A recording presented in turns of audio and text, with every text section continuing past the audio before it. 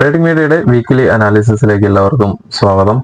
ആദ്യം നമുക്ക് global market നോക്കാം. ഗ്ലോബൽ മാർക്കറ്റ് വെള്ളിയാഴ്ച US മാർക്കറ്റ് ക്ലോസ് ചെയ്തിരിക്കുന്നത് ഏകദേശം 561 പോയിന്റ്, ഡൗ ജോൺസ് പോസിറ്റീവായിട്ടും നസ്ഡാക്ക് 266 പോയിന്റ് പോസിറ്റീവായിട്ടുമാണ്. വളരെ സ്ട്രോങ് ആയിട്ടുള്ള ഒരു ബുള്ളിഷ് ക്ലോസിംഗ് ആണ് US മാർക്കറ്റിൽ ഉണ്ടായിട്ടുള്ളത്. യൂറോപ്യൻ മാർക്കറ്റും പോസിറ്റീവായിട്ട് ക്ലോസ് ചെയ്തിട്ടുണ്ട്. ഗൾഫ് നിഫ്റ്റി 128 പോയിന്റ് പോസിറ്റീവായിട്ട് ക്ലോസ് ചെയ്തിട്ടുണ്ട്. കഴിഞ്ഞ വെള്ളിയാഴ്ചത്തെ പ്രീ മാർക്കറ്റിൽ ഞാൻ പറഞ്ഞ വ്യൂ തെറ്റായിരുന്നു. തെറ്റല്ല, വ്യൂ റോങ് വ്യൂ ആയിരുന്നു. അങ്ങനെയൊന്നും നടന്നിട്ടില്ല. ഞാനൊരു ഡൗൺ സൈഡ് മൂവ്മെന്റ് 24,000 വരയ്ക്കും മാർക്കറ്റ് ഇറങ്ങി വരുമെന്ന് പ്രതീക്ഷിച്ചിരുന്നു. പക്ഷെ മാർക്കറ്റ് നേരെ ഓപ്പോസിറ്റ് ആദ്യത്തെ ഒരു അരമണിക്കൂറിൽ തന്നെ നല്ല ബുള്ളിഷ് ആയിരുന്നു മാർക്കറ്റ്. പിന്നെ നമ്മുടെ ലെവലുകളെല്ലാം തെറ്റിച്ചുകൊണ്ട് മുകളിലോട്ട് പോയി. പിന്നെ അവിടെ നിന്ന് തിരിച്ച് താഴോട്ട് വന്നു. എൻ്റെ വ്യൂ മൊത്തത്തിൽ റോങ് ആയിരുന്നു. നമുക്ക് ഡേ ക്യാൻഡിലോട്ട് പോവാം. ഡേ ക്യാൻഡിൽ കഴിഞ്ഞ വീക്കിലി അനാലിസിസിൽ പറഞ്ഞിട്ടുണ്ടായിരുന്ന ലെവലാണ് 24,545, 24,635 അടുത്തൊരു റെസിസ്റ്റൻസ് ആയിരിക്കും. അതുപോലെ തന്നെ ഈ ഒരു ട്രെൻഡ് ലൈനും ഇത് രണ്ടും കൂടെ ഒരുമിച്ച് വരുന്നിടത്ത് ഒരു റിജക്ഷന് സാധ്യതയുണ്ടെന്ന് എനിക്ക് തോന്നുന്നു വെള്ളിയാഴ്ചത്തെ പ്രീ മാർക്കറ്റിലും പറഞ്ഞിട്ടുണ്ടായിരുന്നു. വെള്ളിയാഴ്ചത്തെ ആ ഡേ ക്യാൻഡിൽ നോക്കിക്കഴിഞ്ഞാൽ അറിയാം, സ്ട്രോങ് സെല്ലിംഗ് പ്രഷർ ഉണ്ടായിട്ടുള്ള ഒരു ക്യാൻഡിലാണ്. ഒരു ഡോജി ക്യാൻഡിൽ ക്രിയേറ്റ് ചെയ്തിട്ടുണ്ട്. പോയതുപോലെ തന്നെ മാർക്കറ്റ് അതുപോലെ തിരിച്ചിറങ്ങി വന്നിട്ടുണ്ട്. അപ്പം അതിനർത്ഥം എന്ന് പറയുന്നത്, അതിനു മുന്നേ നമ്മുടെ ഗ്രൂപ്പിലും കഴിഞ്ഞ ആഴ്ചയിൽ എനിക്ക് തോന്നുന്നു ബുധനാഴ്ചത്തെയോ വെള്ളിയാഴ്ചത്തെയോ പ്രീ മാർക്കറ്റിലും പറഞ്ഞിട്ടുണ്ടായിരുന്നു, ഏകദേശം 24,360 മുകളിൽ മാർക്കറ്റിൽ സെല്ലിംഗ് പ്രഷർ ഉണ്ട് എന്നുള്ള കാര്യം. അതിന് മുകളിൽ മാർക്കറ്റ് സസ്റ്റെയിൻ ചെയ്തിട്ടില്ല. മാർക്കറ്റ് മുകളിലോട്ട് പോകുമ്പോഴൊക്കെ അവിടെ നിന്ന് ഒരു സെല്ലിംഗ് പ്രഷർ മാർക്കറ്റിനെ താഴോട്ട് കൊണ്ടുവരികയാണ്. വെള്ളിയാഴ്ചയും അതിന് മുകളിൽ 24,500 മുകളിലോട്ട് പോയെങ്കിലും മാർക്കറ്റ് അവിടെ സസ്റ്റെയിൻ ചെയ്തിട്ടില്ല. സ്ട്രോങ് സെല്ലിംഗ് പ്രഷറിൽ മാർക്കറ്റ് താഴോട്ട് വീണിട്ടുണ്ട്. ഈ ആഴ്ചയിലെ മാർക്കറ്റ് ഈ ഒരു ഏരിയയിൽ തന്നെ കൺസോൾഡേറ്റ് ചെയ്യാനാണ് സാധ്യത. ഈ ഒരു ഏരിയക്കുള്ളിൽ മാർക്കറ്റ് മിക്കവാറും കൺസോൾട്ടേഷന് സാധ്യതയുണ്ട്. അതോടൊപ്പം തന്നെ നിലവിലുള്ള ഇന്ത്യ പാകിസ്ഥാൻ വിഷയത്തിൽ ഇപ്പോഴും മാർക്കറ്റ് ഒരു അസന്തുലിതാവസ്ഥയിൽ പോയിക്കൊണ്ടിരിക്കുകയാണ്. അതുകൊണ്ട് തന്നെ മാർക്കറ്റ് മിക്കവാറും ഒരു സൈഡ് വൈസ് അല്ലെങ്കിൽ ഇവിടെ ഒരു ഫ്ലക്ച്വേഷന് സാധ്യതയുണ്ട്. ഈ ഒരു റേഞ്ചിൽ 23,858, 23,751 റേഞ്ച് താഴെ സപ്പോർട്ടായിട്ടും മുകളിൽ 24,545, 24,635 ഈ ഒരു ഏരിയയിൽ മാർക്കറ്റ് ഒരു കൺസോൾട്ടേഷന് സാധ്യത വളരെ കൂടുതലാണ്.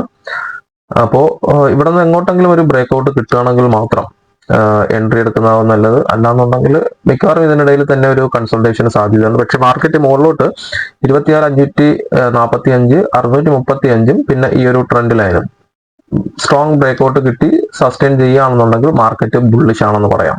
മാർക്കറ്റ് ഇപ്പോഴും ഒരു ബുള്ളിഷ് മോഡ് തന്നെയാണ്. കാരണം ഹയർ ഹൈ ഫോം ചെയ്തിരിക്കുകയാണ്. ഹയർ ലോ ഹൈ ഫോം ചെയ്തിരിക്കുകയാണ്.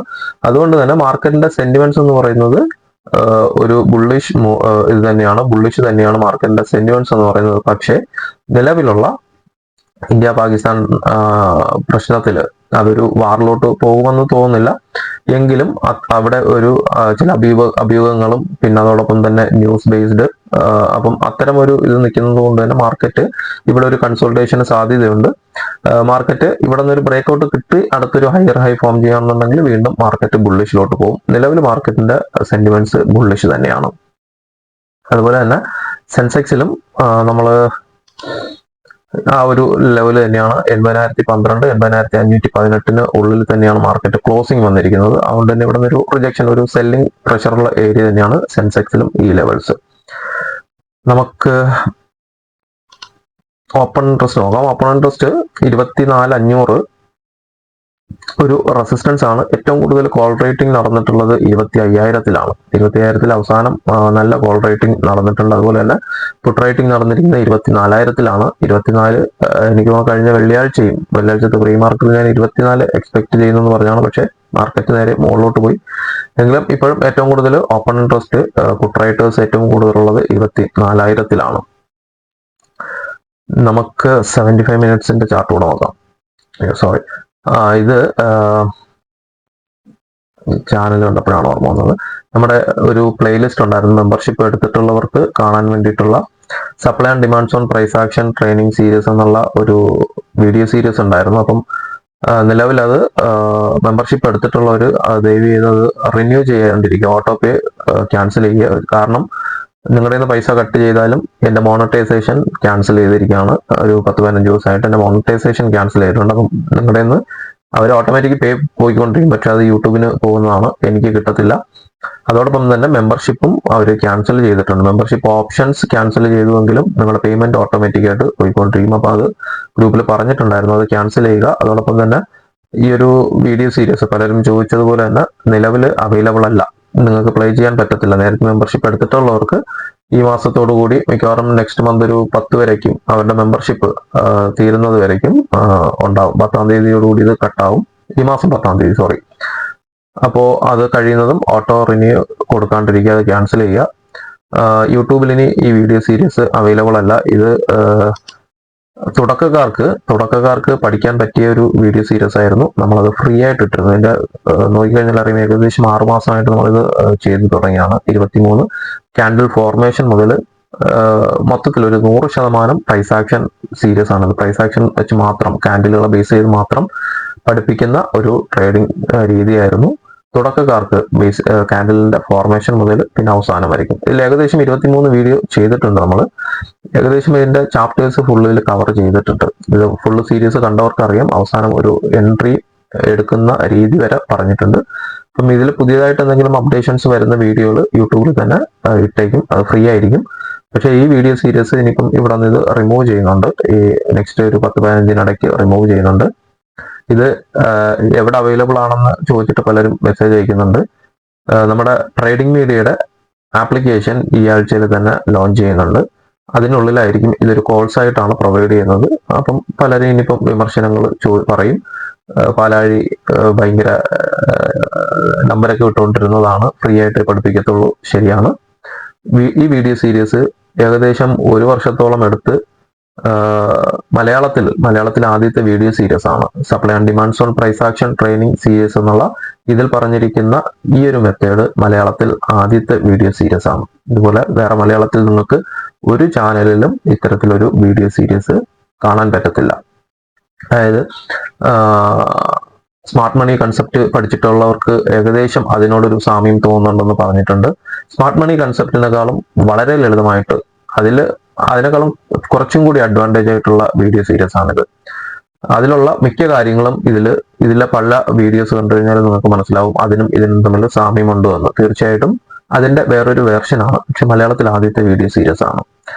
പക്ഷെ അത് ഏകദേശം 1 വർഷം ഞാൻ എടുത്ത് പഠിച്ചു, കഷ്ടപ്പെട്ട് വീഡിയോ ചെയ്തു. ഓരോ വീഡിയോയും അരമണിക്കൂറിന് മുകളിലുണ്ട്. പക്ഷേ ഫ്രീ ആയിട്ട് ഇട്ടിരുന്ന സമയത്ത് ആർക്കും വേണ്ടാത്തത് കൊണ്ടാണ് ഞാനത് പെയ്ഡ് ആക്കിയത്. അത് ആരും കണ്ടില്ലെങ്കിലും എനിക്കൊരു കുഴപ്പമില്ല എന്ന് പറഞ്ഞിട്ട് തന്നെയാണ് ഞാനത് ക്ലോസ് ചെയ്തത്. കാരണം ഇപ്പൊ നിങ്ങൾ വിചാരിക്കും വ്യൂവേഴ്സ് ഉണ്ടെങ്കിലല്ലേ എനിക്ക് പൈസ വേണ്ട, എന്റെ വ്യൂവേഴ്സ് ഇല്ലെങ്കിലും പൈസ വേണ്ട എന്ന് പറഞ്ഞിട്ട് തന്നെയാണ് ഞാനത് ക്ലോസ് ചെയ്തത്. അത് ഞാൻ കോഴ്സ് ആയിട്ട് ഇനി നമ്മുടെ ഇതില് ആപ്പിനകത്ത് പ്രൊവൈഡ് ചെയ്യുന്നുണ്ട്. 6 മാസത്തെ കോഴ്സായിട്ട് നിങ്ങൾക്ക് ഈ വീഡിയോ സീരീസ് കാണാം.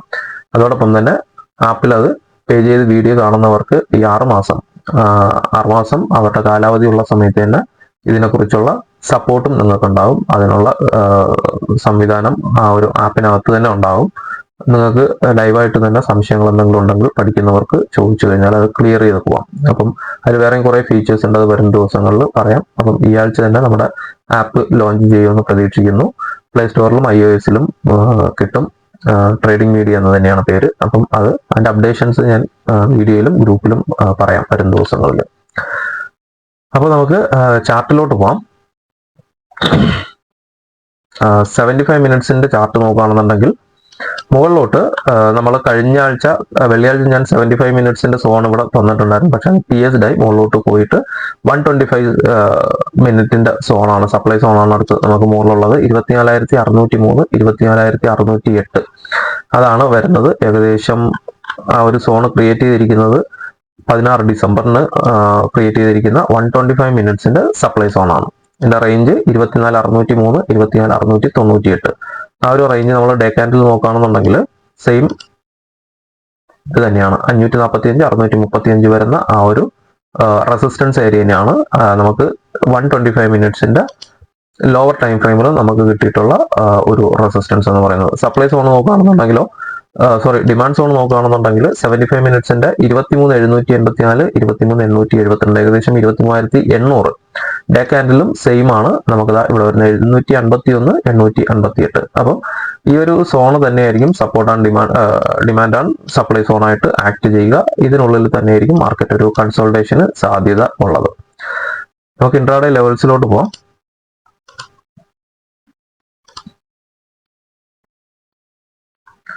ഇൻട്രാഡേ ലെവൽസിൽ നമ്മൾ വെള്ളിയാഴ്ച ഞാൻ ഏകദേശം ഇതുവരെയുള്ള ലെവൽസ് ആണ് തന്നിരുന്നത്. ഈ ഒരു ലെവലാണ് തന്നിരുന്നത് അല്ലെ. ഇതിന് മുകളിലോട്ട് മാർക്കറ്റ് പോകില്ല എന്ന് ഞാൻ പറഞ്ഞിരുന്നതാണ്. പക്ഷേ മാർക്കറ്റ് അവിടെ നിന്ന് മുകളിലോട്ട് പോയി. ഏകദേശം 24,500, 600 സ്ട്രോങ് ഒരു റെസിസ്റ്റൻസ് ഉണ്ടായിരുന്നു. അവിടെ നിന്നാണ് മാർക്കറ്റ് പൊട്ടി വീണത്.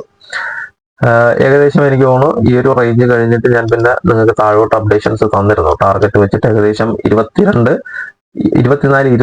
ടാർഗറ്റ് പറഞ്ഞത്. പക്ഷെ ഒരു 40 പോയിന്റിന് മുകളിൽ വെച്ച് 22,240 മുകളിൽ വെച്ച് മാർക്കറ്റ് റിവേഴ്സ് പോയി. ഓക്കെ, തിങ്കളാഴ്ചത്തെ ലെവൽസ് നോക്കുകയാണെന്നുണ്ടെങ്കിൽ CPR വരുന്നത് ഒരു നാരോ CPR ആണ്. 368 തൊട്ട് 414 വരെയൊക്കെയാണ്. ഇപ്പോഴത്തെ ഗ്ലോബൽ മാർക്കറ്റിന്റെ ഒരു കണ്ടീഷൻസ് അനുസരിച്ച് ഒരു ഗ്യാപ്പ് അപ്പിനുള്ള സാധ്യതയുണ്ട്. ഈ ഒരു റേഞ്ചിൽ CPR-നുള്ളിലോ അല്ലെങ്കിൽ ഫസ്റ്റ് റെസിസ്റ്റൻസിനുള്ളിലോ 24,414, 24,442 ഉള്ളിലോ ഒരു റെസിസ്റ്റൻസിന് സാധ്യത ഉണ്ട്. ഇതിനുള്ളിലാണ് ഒരു ഓപ്പണിംഗ് വരുന്നതെങ്കിൽ, അങ്ങനെയാണെന്നുണ്ടെങ്കിൽ ഈ ഒരു റേഞ്ചിലുള്ള ഒരു കൺസോൾട്ടേഷൻ പ്രതീക്ഷിക്കാം. 24,280, 24,270. ഇത് ബ്രേക്ക്ഔട്ട് കിട്ടിയാൽ മാത്രം 24,525, 24,545 ഒരു റെസിസ്റ്റൻസ് വരച്ചിട്ടുള്ളൂ. CPR-ന് മുകളിൽ, CPR-ഓടുകൂടി ചേർന്ന ഒരു റെസിസ്റ്റൻസ് ഉണ്ട്. അതിന്റെ മുകളിൽ 24,525, 24,545.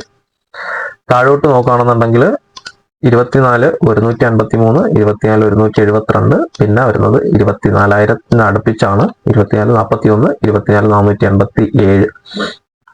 അവിടെയാണ് ഏറ്റവും താഴത്തെ റെസിസ്റ്റൻസ് വരുന്നത്. അപ്പോ നേരത്തെ പറഞ്ഞതുപോലെ തന്നെ ഇപ്പോഴത്തെ ഇന്ത്യ പാകിസ്ഥാൻ ഒരു വിഷയം നടക്കുന്നത് കൊണ്ട് തന്നെ ന്യൂസ് ബേസ്ഡ് മാർക്കറ്റ് ആയിരിക്കും. ലെവലുകൾ റെസ്പെക്ട് ചെയ്യാമായിരിക്കും, പക്ഷെ ട്രെൻഡ് നമുക്ക് മനസ്സിലാവത്തില്ല. മാർക്കറ്റ് ട്രെൻഡിന് ഓപ്പോസിറ്റ് ആയിരിക്കും ന്യൂസ് ബേസ്ഡ് മാർക്കറ്റ് സഞ്ചരിക്കുക. അപ്പോൾ ഇപ്പം ഈ വരുന്ന ദിവസങ്ങളിലൊക്കെ എന്ന് പറയുന്നത് ന്യൂസ് ബേസ്ഡ് മാർക്കറ്റ് ആയിരിക്കും. പക്ഷെ മാർക്കറ്റ് ഓപ്പൺ ചെയ്ത് കഴിഞ്ഞാൽ ഒരു അരമണിക്കൂർ, 1 മണിക്കൂർ കഴിഞ്ഞാൽ പിന്നെ മാർക്കറ്റ് നമ്മുടെ ലെവലുകളൊക്കെ റെസ്പെക്ട് ചെയ്യാൻ സാധ്യതയുണ്ട്. ആദ്യത്തെ ഒരു അരമണിക്കൂർ, 1 മണിക്കൂറുള്ള വോളറ്റാലിറ്റി, ഒരു സെല്ലിംഗ് പ്രഷറോ ഒരു ബൈയിങ് പ്രഷറോ ഒക്കെ വരുന്നത് ഒഴിച്ചു കഴിഞ്ഞാൽ പിന്നെ മാർക്കറ്റ് ഒരു കൺസൾട്ടേഷനൊക്കെ പോകുന്നത് നമ്മൾ കാണാറുണ്ട്. അതുപോലെ തന്നെ ഇന്ത്യ വിക്സ് നോക്കുകയാണെന്നുണ്ടെങ്കിൽ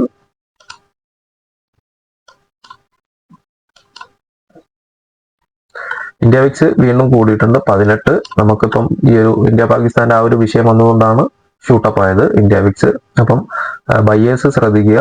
അവസാന ദിവസങ്ങൾ എക്സ്പയറിയിൽ പ്രീമിയം വലുതായിരിക്കും, പക്ഷെ ഔട്ട് ഓഫ് ദ മണി 0 ആകും. അതുപോലെ തന്നെ സെല്ലേഴ്സും ശ്രദ്ധിക്കേണ്ട ഒരു കാര്യമാണ്.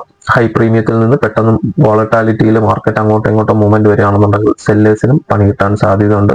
എന്നാലും ബയേഴ്സിനാണ് കൂടുതൽ ശ്രദ്ധിക്കേണ്ടത്. 18 നിൽക്കുന്നതുകൊണ്ട് തന്നെ ഒരു 14, 13 റേഞ്ചിലൊക്കെ എത്തിയാലേ മാർക്കറ്റ് പഴയ പോലെ ഒരു കണ്ടീഷനിലോട്ട് പോകത്തുള്ളൂ. പക്ഷേ നേരത്തെ പറഞ്ഞ പോലെ തന്നെ ന്യൂസ് ബേസ്ഡ് മാർക്കറ്റ് ആയതുകൊണ്ട് തന്നെ ന്യൂസിനനുസരിച്ച് വിക്സ് ഷൂട്ടപ്പ് ആവാനുള്ള സാധ്യതയും ഉണ്ട്. നമുക്ക് സെൻസെക്സിലോട്ട് പോവാം. സെൻസെക്സിലും CPR വരുന്നത് 80,560, 80,671.